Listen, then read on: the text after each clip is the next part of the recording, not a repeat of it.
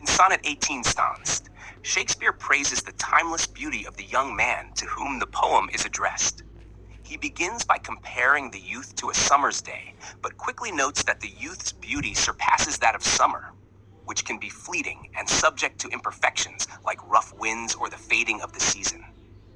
Shakespeare highlights the idea that unlike the temporary beauty of nature, the youth's beauty will be eternal, preserved forever through the lines of the poem. In essence, the sonnet praises the power of poetry to immortalize the youth's beauty. In Sonnet 18 tone, Shakespeare praises the beauty and eternal nature of the person he is addressing, often referred to as the fair youth. He compares the youth's beauty to a summer's day, but argues that the youth is even more lovely and temperate. Shakespeare highlights how summer can be fleeting, with rough winds, fading flowers, and changes in the weather, but the beauty of the youth will not fade. He immortalizes this beauty through poetry, asserting that as long as people read the sonnet, the youth's beauty will live on forever.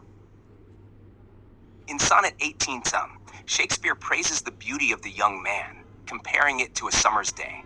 He highlights that the young man's beauty is even more temperate and eternal than a summer day, which can be subject to imperfections such as rough winds, fading, and changing seasons. Unlike summer, which is transient, the young man's beauty is immortalized through the poem itself. Shakespeare asserts that as long as the poem is read, the young man's beauty will never fade, granting him eternal life through the power of verse. In Sonnet 18 through, Shakespeare praises the timeless beauty of the person to whom the poem is addressed. He compares the youth's beauty to a summer's day, but argues that it is even more perfect. Unlike summer, which is fleeting and subject to changes like rough winds and the eventual fading of warmth, the youth's beauty will not fade or be subject to time's decay.